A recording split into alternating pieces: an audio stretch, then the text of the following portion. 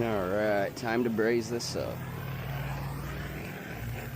I always start with the bottom of the fitting. That seems to be the most tricky spot to get.